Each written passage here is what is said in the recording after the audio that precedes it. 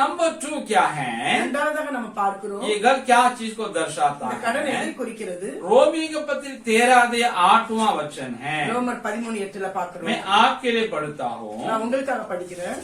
आपस के प्रेम को छोड़ और किसी बात में किसी के कर्जदार ना हो, क्योंकि जो दूसरे से प्रेम रखता है उसी ने व्यवस्था पूरी की है। ஒருவரிடத்தில் ஒருவர் அன்பு கூறுகிற கடனை அல்லாமல் மற்றொன்றிலும் ஒருவனுக்கு கடன் படாதீர்கள். பிறனிடத்தில் அன்பு கூறுகிறவன் நியாய பிரமாணத்தை நிறைவேற்றுகிறான். हम लोग दूसरे के लिए कर्जदार बनना है। நம்ம மற்றவங்க கடனாளிகளா இருக்கிறோம். कैसे? எப்படி கடனாளி? इस बात में, எந்த காரியத்துல? आप लोग को प्रेम करने में। மற்றவங்களை நேசிக்கிறதுல. किसको प्रेम करेंगे? யார் அன்பு செய்வோம்? सिर्फ अपने विश्वासियों को ही नहीं, நம்ம விசுவாசிகள் மட்டும் இல்ல, अविश्वासियों को भी करें। அவிசுவாசிகளை நேசிக்கணும். मसीहियों से ही नहीं, கிறிஸ்தவர்களை மாத்திரமல்ல, गैर मसीहियों से भी करें। கிறிஸ்தவர்கள் அல்லாதவர்களை நேசிக்கணும். इस बात में हम दूसरे के लिए खरीदार रहें। இதுக்காக மற்றவர்களுக்கு நம்ம கடனாளிகளா இருக்கிறோம். प्रेम करने में खरीदार रहें। பிரேம் அன்பு செய்யறதுல நம்ம கடனாளிகளா ये இருக்கிறோம். एक ईसाई के, ஒவ்வொரு கிறிஸ்டியனுக்கும், एक मसीह के, ஒவ்வொரு கிறிஸ்தவர்களுக்கும், एक विश्वासी के, ஒவ்வொரு விசுவாசிகளுக்கும், एक यीशु मसीह के शिष्य और शिष्या के ஒவ்வொரு சேலனுக்கும் नैतिक और सामाजिक जिम्मेवारी है। இது நம்மளுடைய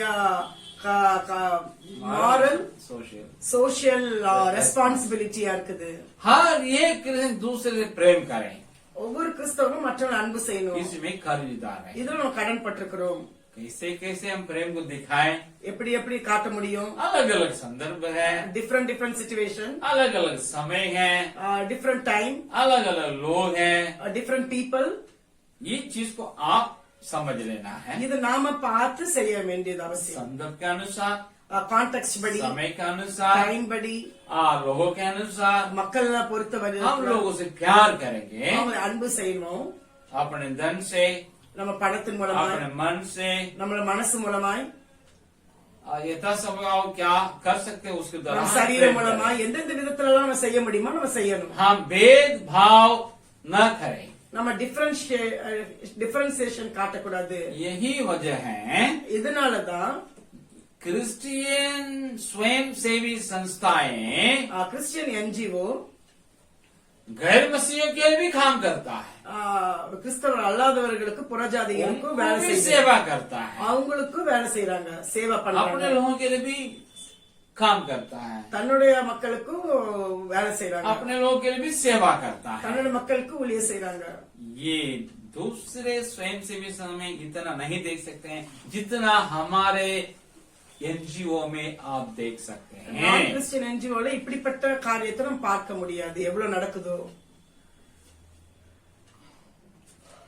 बाहर के अमेरिका जैसे विकसित क्रिश्चियन देश लोग सिर्फ हमारे मतलब अन्य देश में रहने वाले क्रिश्चियन एनजीओ को ही नहीं, அமெரிக்கா போல டெவலப் ஆன கண்ட்ரி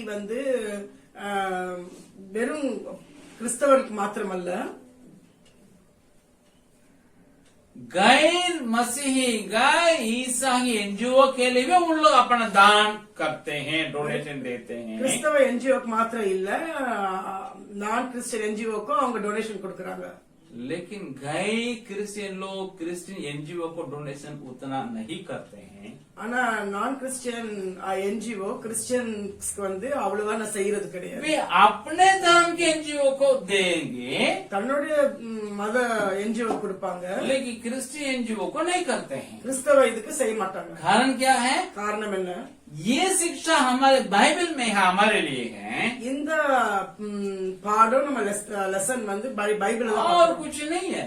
வேற எங்கேயும் இல்ல. हम क्रिश्चियन को वो नॉन क्रिश्चियन को प्रेम करने के लिए, கிறிஸ்தவர் அல்லாதவர்களை நேசிக்கவும், बुलाए हुए लोग हैं। நம்ம அழைக்கப்பட்டிருக்கிறோம். इसलिए हम लोग दूसरों की भी सेवा करते हैं, अपने लोगों के लिए भी सेवा करते हैं। அதனாலதான் மற்றவங்களுக்கும் நம்ம ஊழியம் செய்யறோம், தன் மக்களுக்கும் ஊழியம் ये செய்யறோம். हमारे मॉरल और सोशल जिम्मेवारी होने के नाते இது நம்மளுடைய மாரல் சோசியல் கடமையா இருக்குது. हमारे नैतिक सामाजिक जिम्मेवारी को हम समझने के कारण இந்த ரெஸ்பான்சிபிலிட்டி உணர்ந்ததுனால समाज सेवा में हम लगे हुए हैं, சோசியல் ஒர்க்ல நம்ம दूसरों की हेल्प करने में लगे हुए हैं। மற்றவங்க நேசிக்கவே ये नहीं कि ये आदमी क्रिश्चियन है या नहीं क्रिश्चियन है। இவன் கிறிஸ்தவனா என்று பார்த்து செய்யறது இல்ல.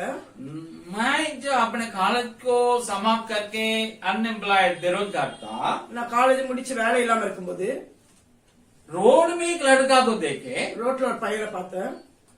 वो मैं समझ गया ये लड़का है घर से भागा हुआ है। இவன் வீட்டை விட்டு ஓடி வந்துட்டான்னு புரிஞ்சுக்கிட்டேன். उसको लेके मेरे घर आया, அவனை எடுத்துட்டு என் வீட்டுக்கு வந்தேன். पापा मम्मी को बोला ये लड़का ऐसा घर से भागे आ गया है, அப்பா அம்மாட்ட சொன்ன வீட்டை விட்டு ஓடி வந்துட்டான் இவன். घर में पहुंचाना है, அவன் வீட்டுக்கு கொண்டு போய் விடணும். तब अपने घर में रखना है। அது வரைக்கும் நம்ம வீட்டுல வைக்கணும். मेरे पापा मम्मी उसको स्वागत किए। எங்க அப்பா अम्मा அவனை வேலை வைத்தாங்க. मैं क्रिश्चियन में बिलीवर नहीं था, நான் கிறிஸ்டியன் ஆனா விசுவாசி இல்ல. मैं भी अविश्वासी ही था। நானும் அவிசுவாசியா இருந்தேன். मेरे और ये गैर मसीह में कोई अंतर नहीं था, எனக்கும் கிறிஸ்தவன் அல்லாதவனுக்கும் ஒரு வித்தியாசம் இல்ல. लेकिन मुझ में वो स्वभाव है। எனக்குள்ள அந்த சுபாவம் இருந்துச்சு. बाइबल बात को सुनने के कारण, வேத வசனத்தை கேட்டதுனால, पापा मम्मी करते हुए देखने के कारण அப்பா அம்மா செய்ததை பார்த்து लेके आए, கொண்டு வந்த घर में रखे, வீட்டுல வச்சேன். खाना खिलाए 2 दिन, 2 நாள் சாப்பாடு घर में वो समाचार को पहुंचाए, அவங்க வீட்டுக்கு நியூஸ் கொடுத்தோம். वो लोग आए तो उनको लेके चले गए। அவங்க வந்து எடுத்து கூப்பிட்டு போயிட்டாங்க. यही बात है, இதுதான் क्रिश्चियन का स्वभाव है। கிறிஸ்தவ சுபாவம். इसको करने के लिए परमेश्वर हमसे कहता है, இதை செய்வதற்கு ஆண்டவர் நமக்கு சொல்லுகிறார். इसलिए हम लोग करते हैं। அதனால செய்கிறோம். कि हम बिहार चले आए मद्रास छोड़ करके, மெட்ராஸ் விட்டு நான் ஏன் பீகார் வந்தேன்?